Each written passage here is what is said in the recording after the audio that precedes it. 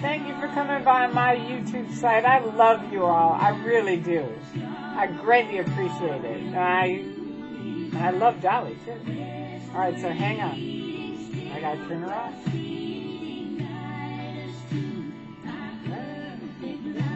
All right, there you go.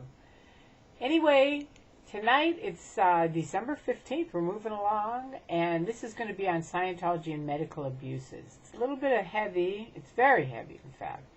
But it's important because someone else has taken their own life. Another Scientologist, Judith Richmond, 41 years old, and she drowned her daughter, Millie, of 9 years. Tragic story. And I mean that from the bottom of my heart. For all of her family, friends, loved ones, I am so sorry about this. I speak about this because I can speak about it from my own personal experiences. First of all, I'd like to make something perfectly clear. To Tommy Davis. Tommy Davis is the Church of Scientology's spokesperson now, PR and spokesperson. On the Nightline interview, they asked Tommy, okay, so the church advises people regarding medication? And his answer was, absolutely not. Okay, I'd like to make something perfectly clear. That is 100% false. Yes, they do advise on medication. And yes, even if they didn't, like now they have all these signs around the church because of people like me and other people that say if you have a medical condition, see a doctor, right? So the church is covered, right? But the truth is the tech itself says you should be able to handle things with the tech. That's what keeps them going all the time. Oh, this didn't fix it? Well, the next thing will fix it. The next thing. Let's look at a couple of the labels they put on people that are physically ill. I'm speaking from experience. 1972, I joined the Sea Org. I ran out of my medication. They said, we'll send you to the medical liaison officer. Now that sounded pretty, official, right? The medical liaison officer. So I get there and this guy, totally yoho, has no medical training at all. I didn't know at the time, but I found out later. Puts me on this huge program to take all these vitamins, this big giant tray of vitamins I had to buy. All these vitamins, calcium, magnesium, this is going to help you, Tori, right? I believed him. I really did. I thought it was going to work. I ended up having grand mal after grand mal seizure after grand mal seizure. They are a nightmare. Just like Jet Travolta, who had a grand mal seizure and died in the bathtub, I had a grand mal seizure in the bathtub, knocked out my front teeth. My mother was, thank God, on top of it and kept calling me. And as I was having more seizures, my memory was getting worse, right? And my short-term memory. And finally, I went out on a date one night, and she called me the next day and said, how was your date? And I said, what date? And she said, Tori, I'm going to tell you something. These people are going to kill you. And I am your mother.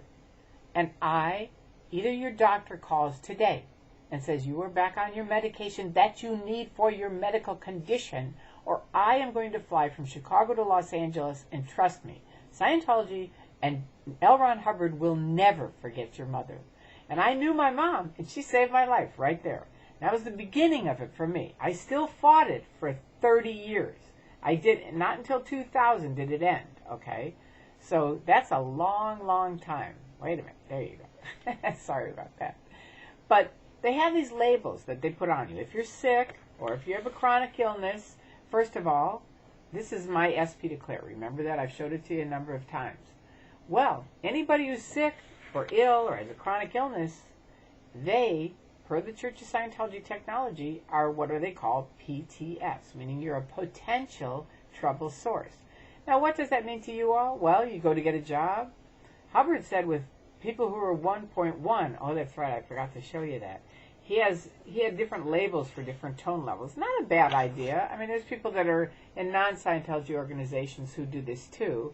It's called, but it isn't as bad as this. This is the tone scale, where people operate on different tone levels, from serenity of beingness to action to exhilaration, enthusiasm, cheerfulness. Those are like the upper ones, right? Now let's look at where 1.1 is. When I say other people do, they have the basic tone levels, but this is ridiculous what Hubbard went into. And he said all gays and all people with chronic illness are 1.1. So let's look at where that is on the tone scale. Here are the up tone guys that you want to kind of be hanging around with for Scientology, and here's 1.1 is right there. It's like almost at the bottom. It's horrible. It's a horrible label. It's not true. I mean, am I covert? Give me a break. I'm one of the most overt people there is. It's a completely wrong indication.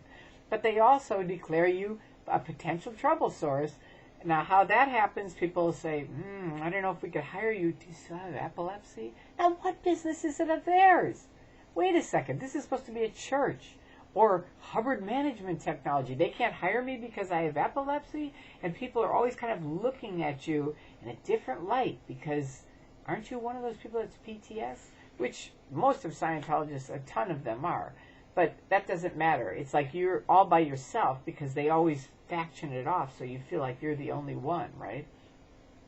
I used to say to my husband, I can count on one hand the amount of people I can say the word epilepsy to in the Church of Scientology. Okay, that's pretty bad in 30 years. Okay? Also, another abuse that they have, a huge one, is deaths and suicides, right? Now, you can say, well, people die all the time, and they do. But like my brother said, Tori, you and I are less than a year apart. I know one person, this is in our late 40s, he knew one person who was dead. There we go. Knew one person who was dead. As he said to me, you know a cast of thousands. It's not really thousands, but tons of my really dear friends died at very young ages, 35, 36, 37. Dr. Dank, who is Hubbard's doctor, I asked him, I said, what is the deal? Why are all these people dying? And his thing was, every person who'd gone to their clinic and tried to handle it naturally was dead. Some of them who did it naturally, some who did it medically, some were alive, some died. But the point is, they don't have real, they'll take people, they don't acknowledge medical or psychiatric conditions. Like depression, they don't acknowledge that. Autism, they don't acknowledge it. That's why John Travolta never mentioned it. I can't speak for him, but that's my opinion on it. That's why I never mentioned it. I know from experiencing epilepsy, I couldn't talk about it. It's horrible. If you do, it's like, ew, it's like you're a leper or something like that. Why would you want to mention it? It's terrible. I feel bad for John. I really do. What a tragic story that was. Okay, suicides is another thing. I know Tori, personally, I know 7 people, young people, 20, 21, that had took their own lives, who were all Scientologists.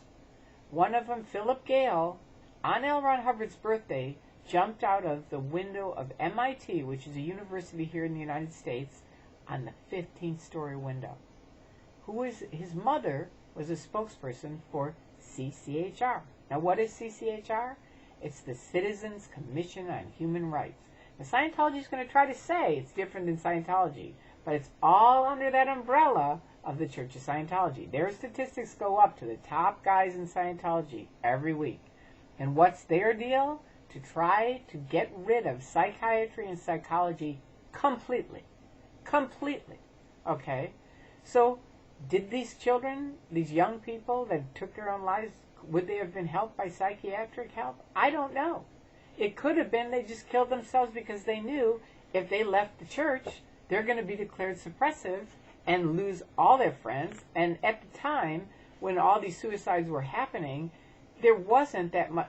Very few people were on the internet, almost no one. So again, you're very isolated, you feel very alone, and so whether it's that they actually had a psychiatric condition that might have helped them if they could have seen a psychologist or a psychiatrist, or whether they just thought, I'm going to be completely alone, I can't take it, because, like me, you lose every single friend, all the Scientologists, and I lost my husband of 27 years overnight, like that. That's it.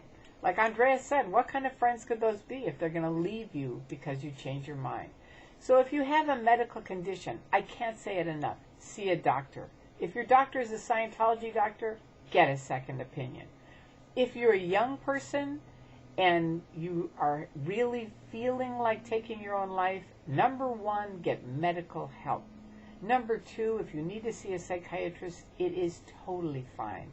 It is none of Scientology's business what you need to do. but get help for yourself. And for everyone, and please get help for yourself. And don't listen to that knucklehead stuff, because look what's happened. 7 people that I know have taken their own lives. That's ridiculous. It's horrible. So for every single person that is helping expose these abuses, I can't thank you enough. I mean, this Christmas is fantastic. Stuff is hopping and popping all around the world, and you all are a huge part of that. And I want to thank you very much from the bottom of my heart, and I know all these families do too. I love you. I hope you are having a very Merry Christmas and a happy holiday. Peace.